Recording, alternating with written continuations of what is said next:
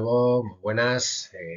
Tercer capítulo de la serie de la ponencia Ecología, Energía, Agricultura y Economía. Bueno, nos habíamos quedado en la anterior explicación, en el anterior vídeo, una explicación sencilla y básica, yo creo que fácilmente comprensible de lo que es la ecología, ¿no? Que es una ciencia y lo que es un ecosistema, ¿no? Lo que son los ecosistemas. Entonces, ahora os presento este dibujo eh, en el que se ve la pirámide de lo que se denomina una cadena trófica, ¿no? Un ecosistema más variado, más diverso, menos diverso, siempre incluye una cadena trófica, ¿no? Entonces, para entender lo que es una cadena trófica, al final esto es un asunto de alimentarse y sobrevivir, ¿no? Entonces, como veis en la pirámide de la cadena trófica, tenemos un alto en la pirámide, lo marco aquí con el cursor, va bajando y tenemos una base de la pirámide, ¿no? Como veis, ahí están los superdepredadores. Podríamos hablar de grandes aves, pero bueno, aquí veis el lobo, por ejemplo, que es un depredador que tiene además mucha publicidad en general. Están los zorros, están las jinetas, están los osos, ¿no? Entonces luego tenemos consumidores secundarios, que ya veis cómo son ranas, saltamontes, este tipo de cosas. Están los consumidores primarios, pues hay ratones, lombrices y demás. No nos tenemos que olvidar aquí, entre estos depredadores se comen los carnívoros, digamos que comen herbívoros, estamos hablando del jabalí, de los ciervos, de los venados, de los corzos, ¿no? Un poco lo que más conocemos en la península ibérica. Pero la explicación que intento dar siempre es como en toda pirámide, no deja de ser una estructura arquitectónica, digamos, de alguna manera. Los cimientos de un edificio, de una infraestructura, son los que sostienen el resto de la infraestructura, independientemente de la altura que tenga la infraestructura, ¿no?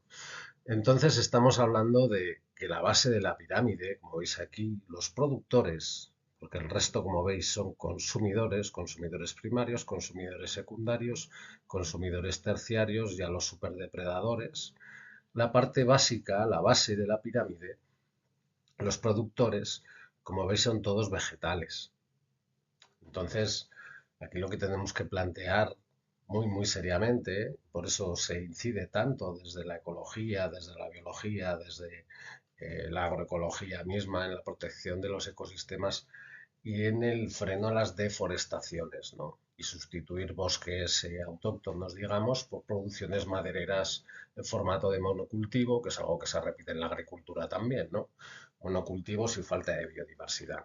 Pero si os dais cuenta, el inicio de la cadena trófica en toda la pirámide alimentaria son los vegetales. Por eso hablamos tanto de conservación de bosques, cobertura vegetal en suelos, porque ellos en realidad son los que inician la cadena trófica. Esta cadena trófica, estos vegetales, son consumidos por otro tipo de organismos, son consumidos por herbívoros, sirven de refugio, sirven de vivienda, dan sombra, protegen del frío, cumplen muchas funciones los vegetales, ¿no? Estamos hablando de pratenses, de cultivos de prado, de pastos, estamos hablando de arbustos, estamos hablando de árboles de menor porte, de mayor porte, estamos hablando de todo tipo de vegetales, ¿no? Entonces, estos son el inicio de la cadena trófica. Sin los productores, sin la base de la pirámide, la cadena trófica se desmonta. Todo el resto que veis hacia arriba no va a tener que comer. Entonces, el origen de un ecosistema es esto, es la base de la pirámide, ¿no? Son los vegetales. ¿Dónde entramos nosotros aquí?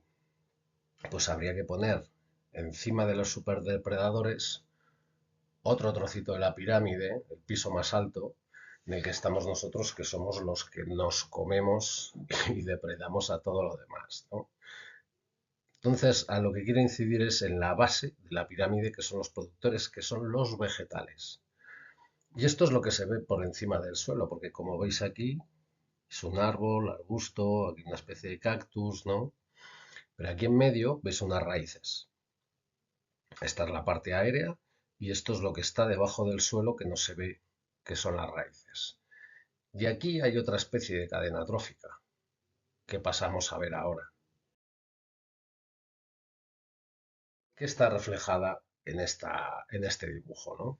Como veis, el primer nivel de la cadena trófica son los fotosintetizadores, que son las plantas. Está claro, ¿no?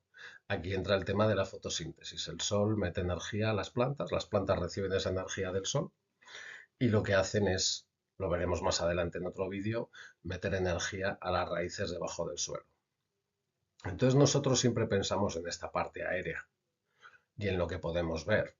Se pueden ver en superficie nemátodos, artrópodos, lógicamente los pájaros y el resto de animales. Podemos ver setas, hongos, pero aquí en la parte de abajo, que viene de las raíces, hay otra especie de cadena trófica que tiene que ver con la materia orgánica.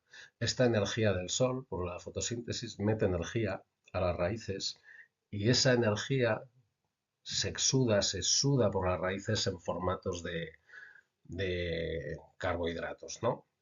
Unos azúcares que dan energía a bacterias, protozoos y todos los microorganismos que lo que hacen es transformar toda la materia orgánica que cae. Hablamos, por ejemplo, de los restos de madera, hablamos de los restos de hoja, hablamos de los excrementos de los animales, hablamos de los animales y vegetales que mueren por competencia o de manera natural, por vejez.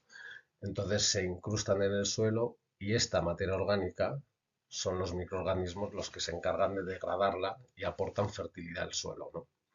Entonces, como veis aquí, los primeros eh, de la cadena trófica son los organismos fotosintéticos, que es lo que explicábamos en la anterior, que lo que hace es ser la base de la pirámide de la cadena trófica.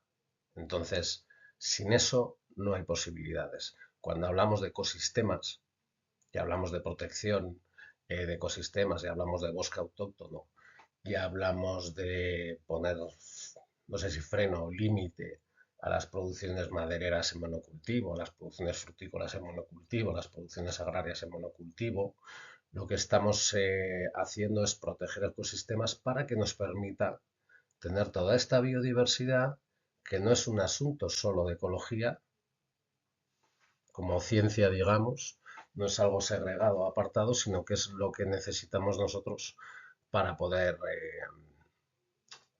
vivir en territorios habitables, ¿no? Y frenar procesos de desertificación, que es uno de las variables que ahora más nos influyen y más nervios o tensión nos meten, más miedo a veces, ¿no? Entonces, dejando esto claro, luego aquí hay otro dibujo que explica un poco también cómo funciona lo que es una sucesión ecológica, ¿no?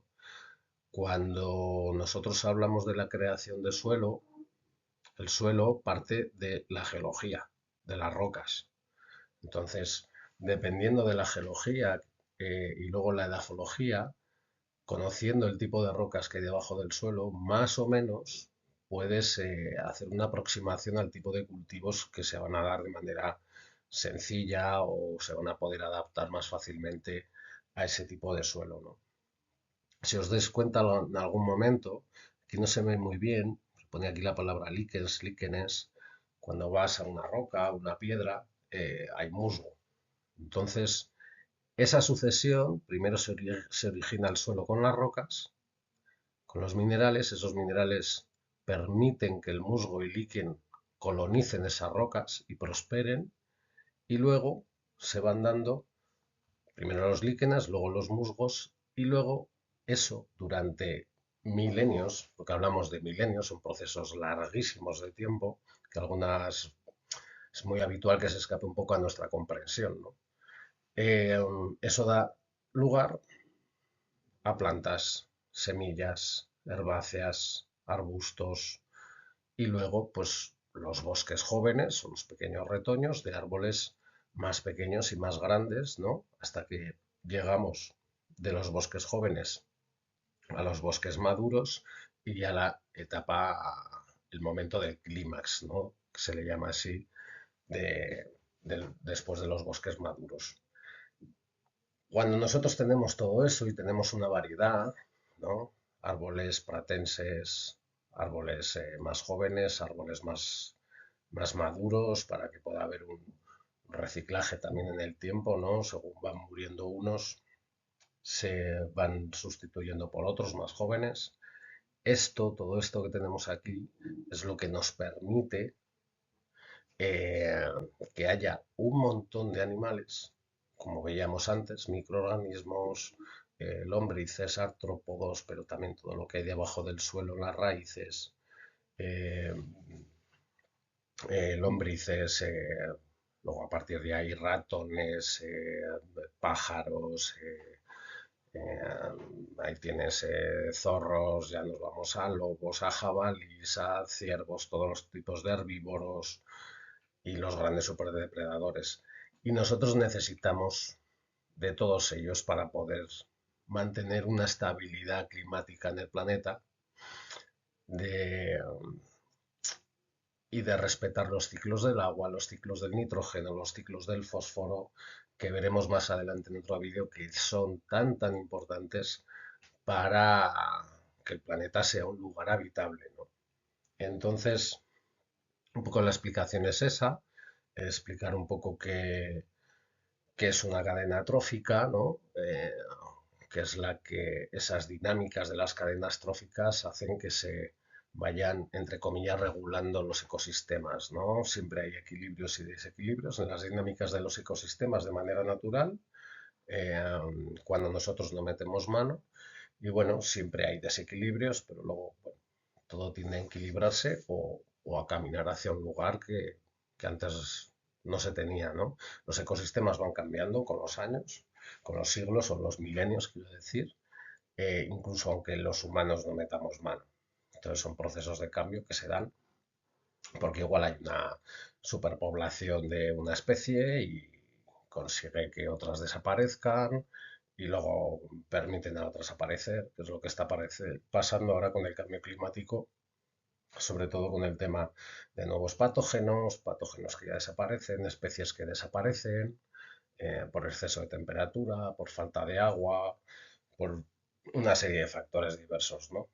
Entonces, la manera que tenemos de proteger los ecosistemas y protegernos a nosotros un poco de todas estos cambios que hay tan bruscos, sobre todo en los últimos 30, 40, 50 años, pues es tener ecosistemas diversos, entender lo que son las cadenas tróficas y entender que en la diversidad, en la biodiversidad, hay muchas posibilidades que en lo que es un monocultivo o un territorio con muy pocas especies, ¿no?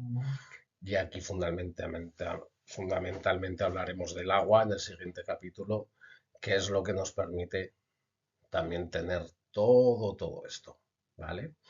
Así que, bueno, esta era la tercera, creo que explicación sencilla, básica, comprensible, y nos veremos en la cuarta, pues en un ratito seguramente, o algún día de estos, ¿vale? Venga, hasta luego.